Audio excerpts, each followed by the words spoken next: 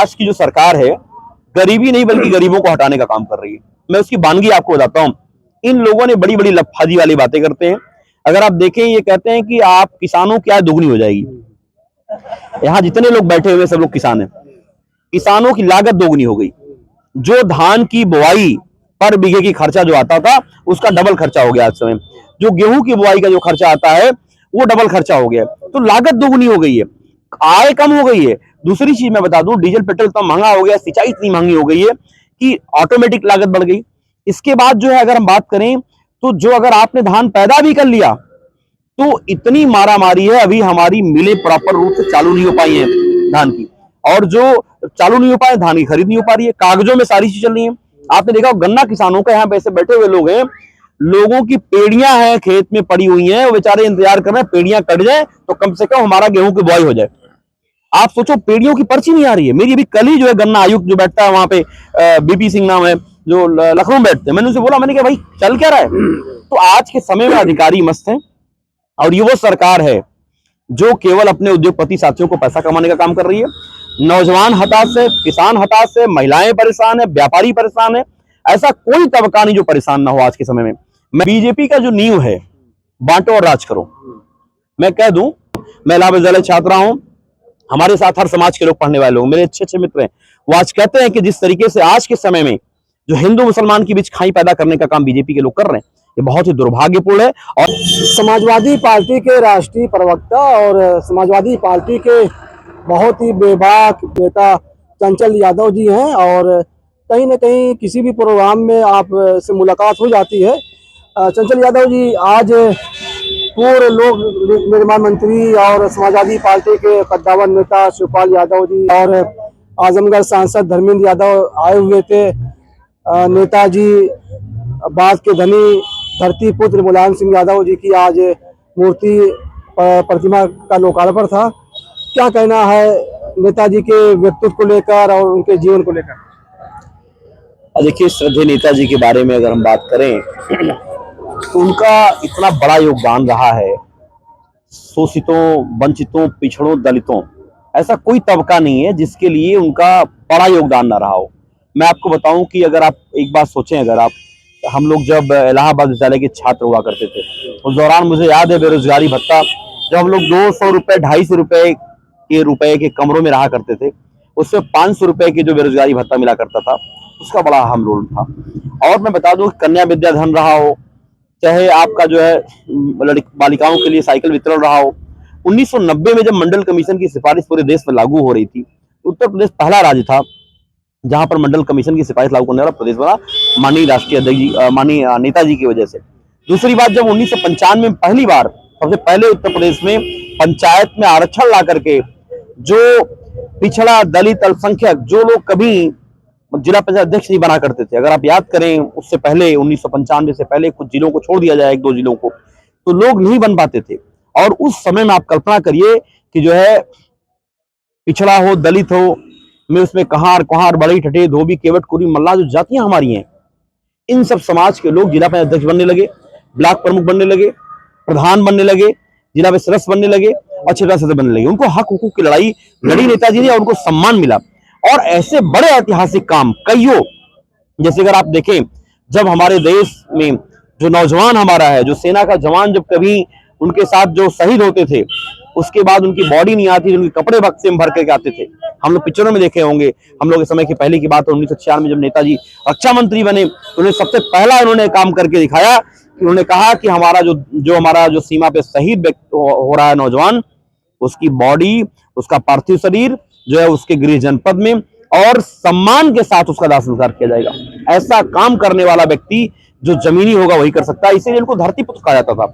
और आप सोचिए, ऐसे अनेकों नेक वाकये हैं। अगर हम बात करें, उनका नारा था, दवा पढ़ाई मुफ्ती हो, कानून व्यवस्था चुस्ती हो। अगर आप बताओ, 1 रुपए की पर्ची में सारी की सारी जांचें फ्री हुआ करती थी, 1 रुपए में सारी दवाएं मिल जाया करती थी।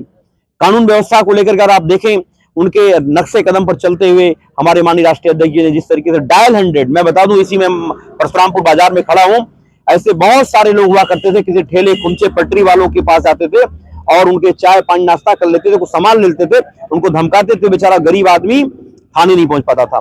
लेकिन आज वो ताकत अखिलेश यादव जी ने आपके हाथ में दी कि आप एक मोबाइल से अगर डायल 100 नंबर फोन करते हैं, पुलिस आपके चौखट पे आके खड़ी हो जाती है। ऐसे समाजवादियों के अनेकों नेक काम अगर हम बात करें तो पूरी दिन बीत जाएगा, हम लोग उनके बखान नहीं कर सकते। मैं बचपन में मुझे याद है, हर बाजार में वो चुंगी लगा करती थी, तहबाजारी हुआ करती थी, वो एक तरीके से वसूली थी। लेकिन इन सब चीजों को खत्म करने का काम श्रद्धेय नेताजी ने किया था अपने समय। और आज मैं बता दूं कि आज पूरे प्रदेश में अगर गोपालपुर विधानसभा की बात करें तो ये बहुत ही ऐतिहासिक पल और बहुत भावुक कर देने वाला पल हम सबके लिए है। यहाँ के लोग जो श्रद्धेय नेताजी को अपने में मतलब जो कहते थे श्रद्धेय नेताजी ने कि अगर इटावा सैफई अगर मेरा दिल है तो आजमगढ़ मेरी धड़कन है, तो आज निश्चित तौर से लोगों ने उस फीलिंग को जो है महसूस किया है। श्रद्धेय नेताजी की मूर्ति, इतनी भव्य मूर्ति देख करके ऐसा लग रहा है कि श्रद्धेय नेताजी बोल पड़ेंगे। और मैं कह सकता हूं कि चाचा आदरणीय शिवपाल जी के कर कमलों द्वारा अनावरण हुआ है। कहा जाता है ना कि दुनिया चले न श्री राम के बिना, राम जी चले न हनुमान के बिना। तो उसी तरीके से जिस तरीके से रामचंद्र जी हनुमान जी का रिश्ता था, उसी तरीके से पार्टी में श्रद्धेय नेताजी और आदरणीय चाचा जी का रिश्ता था। और आज उनके कर कमलों द्वारा जो है मूर्ति का अनावरण हुआ है। हम सब उसके लिए जो चंद्रदीद गवाह बने हैं। मैं अपने आप को बहुत सौभाग्यशाली मानता हूं और हमारे विधानसभा के लोग बहुत सौभाग्यशाली मानते हैं। शिवपाल यादव ने अपने भाषण में दो बातें कही कि नेताजी कहा करते थे कि गरीबों की मदद करो, किसानों का सम्मान करो। तो क्या कहना है, वो पल, वो दौर और आज का जो दौर है, आज की जो सियासत है, आज की जो सरकार है, क्या फर्क महसूस होता है? देखिए, ये आज की जो सरकार है गरीबी नहीं बल्कि गरीबों को हटाने का काम कर रही है। मैं उसकी वानगी आपको बताता हूँ। इन लोगों ने बड़ी बड़ी लफाजी वाली बातें करते हैं। अगर आप देखें, ये कहते हैं कि आप किसानों की आय दोगुनी हो जाएगी। यहाँ जितने लोग बैठे हुए सब लोग किसान हैं। किसानों की लागत दोगुनी हो गई। जो धान की बुआई पर बीघे की खर्चा जो आता था उसका डबल खर्चा हो गया आज समय।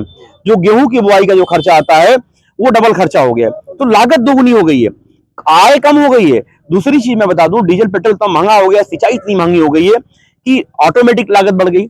इसके बाद जो है अगर हम बात करें तो जो अगर आपने धान पैदा भी कर लिया तो इतनी मारामारी है, अभी हमारी मिलें प्रॉपर रूप से चालू नहीं हो पाई है धान की, और जो चालू नहीं हो पाए धान की खरीद नहीं हो पा रही है। कागजों में सारी चीज चल रही है। आपने देखा गन्ना किसानों का, यहाँ पे ऐसे बैठे हुए लोग हैं, लोगों की पेड़ियां हैं खेत में पड़ी हुई हैं, वो बेचारे इंतजार कर रहे हैं पेड़ियां कट जाए तो कम से कम हमारा गेहूं की बुआई हो जाए। आप सोचो, पेड़ियों की पर्ची नहीं आ रही है। मेरी अभी कल ही जो है गन्ना आयुक्त जो बैठता है वहां पे, बीपी सिंह नाम है, जो लखनऊ में बैठते हैं, मैंने उनसे बोला, मैंने कहा भाई चल क्या रहा है। तो आज के समय में अधिकारी मस्त हैं और ये वो सरकार है जो केवल अपने उद्योगपति साथियों को पैसा कमाने का काम कर रही है। नौजवान हताश है, किसान हताश है, महिलाएं परेशान है, व्यापारी परेशान है। ऐसा कोई तबका नहीं जो परेशान ना हो आज के समय में। मैं आप जैसे जिंदा दिली पत्रकारों का मैं धन्यवाद करता हूं, क्योंकि आप साथी लोग जिस तरीके से गांव गांव चल करके, देवरांचल में चल करके अपनी रिपोर्टिंग करते हैं। और आज के समय में जहां पर हमारे लव आजाद नहीं है, अगर आप देखें तो हमारे जुबान पर पहरा है आज, तो उस समय में अगर आप जैसे जिंदा दिली पत्रकार और खोजी पत्रकार आप लोग जो काम कर रहे हैं, मैं आप वाकई बधाई के पात्र हैं। उसके बावजूद भी वो लोग बाबा साहब का नाम लेते हैं, लोकतंत्र की बात करते हैं। हाँ, देखिए, बीजेपी का तो मुंह में राम बगल में छुरी वाली कहानी है। अगर बाबा साहब की अगर बात करें, अभी कल ही महापरिनिर्वाण दिवस था, और मैं बता दूं कि हमारे बाबा साहब वाहिनी के राष्ट्रीय अध्यक्ष भारती साहब हैं, मिठाईलाल भारती जी, उन्होंने 6 तारीख को इंदिरा गांधी प्रतिष्ठान लखनऊ में 4,35,000 रुपए जमा करके हॉल बुक कराया था कि बड़ा कार्यक्रम होगा, उसमें राष्ट्रीय अध्यक्ष जी चीफ गेस्ट थे। लेकिन बीजेपी के द्वारा ऐन वक्त पर उसको कैंसिल किया जाना और दोबारा कोई कार्यक्रम ना हो पाए, तो ये निश्चित तौर से अपने आप में बहुत ही दुर्भाग्यपूर्ण है। मैं एक बात जरूर कहूंगा कि आज के समय में जो जनरल में गरीब हैं उनकी भी समस्याएं हैं।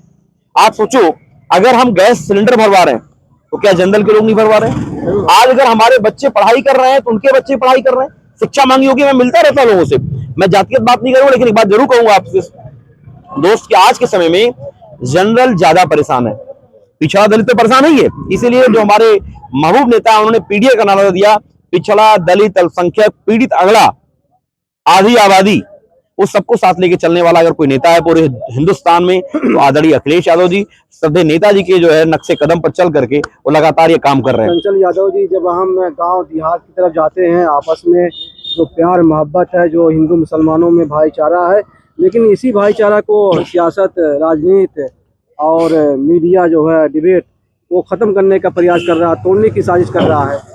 तो जिम्मेदार किसको मानते हैं? देखिए, बीजेपी का जो नींव है, बांटो और राज करो। मैं कह दूं कि बांट दिया इस धरती को, क्या चांद सितारों का होगा? नदियों के कुछ नाम रखे बहती धारों का क्या होगा? शिव की गंगा भी पानी है, आवे जमजम भी पानी है, मुल्ला भी पिए पंडित भी पिए, पानी का मजहब क्या होगा? इन फिरका परस्तों से पूछो, क्या सूरज अलग बनाओगे? एक हवा में सांस है सबकी, क्या हवा भी नहीं चलाओगे? और नस्लों का करे जो बंटवारा, रहबर वो कौम का ढोंगी है, क्या खुदा ने मंदिर तोड़ा था या राम मस्जिद तोड़ी है? इसलिए इन फिरका परस्तों से मैंने कहा, आपसे बता दूं, मैं इलाहाबाद विश्वविद्यालय छात्रा हूं, हमारे साथ हर समाज के लोग पढ़ने वाले लोग, मेरे अच्छे अच्छे मित्र हैं। वो आज कहते हैं कि जिस तरीके से आज के समय में जो हिंदू मुसलमान के बीच खाई पैदा करने का काम बीजेपी के लोग कर रहे हैं, ये बहुत ही दुर्भाग्यपूर्ण है। और आने वाले समय में मैं बता दूं आपको, और हम और अगर आपने अगर अपनी जान की बाजी लगा करके लड़ाई नहीं लड़े अगर, तो आप देखना कि आने वाली नस्लें भी हमें आपको माफ नहीं करने वाली हैं। क्योंकि आप पूछेंगे हमारी जो पीढ़ियां कि बताओ जब मुल्क में ऐसे हालात थे तो क्या कर रहे थे, हम और आप नजरें नहीं मिला पाएंगे बच्चों से। इसलिए मैं जरूर कहना चाहता हूं, जो लोग भी लोकतंत्र प्रिय हैं, संविधान प्रिय हैं, उन्हें इस बात का जरूर ध्यान रखना चाहिए कि कम से कम हम कहीं भी अपनी आवाज उठाएं, अपने कम से कम बोले तो सही, आवाज तो उठाएं, कम से कम लड़े तो सही, विरोध तो करें, कुछ तो करें। आज मैं बता दूं, श्रद्धेय नेताजी का जो आज जो मूर्ति का अनावरण हुआ है, उस चौराहे का भी नाम मुलायम सिंह यादव के नाम से चौराहा भी पड़ गया है। और आदरणीय महबूब नेता हमारे राष्ट्रीय अध्यक्ष ने नारा दिया है, जय जवान जय किसान जय संविधान का। नेताजी धरती पुत्र स्वर्गीय मुलायम सिंह यादव के लिए एक ही शेर काफी है। हजारों साल नरगिस अपनी बेनूरी पे रोती है, बड़ी मुश्किल से होता है चमन में दीदवर पैदा।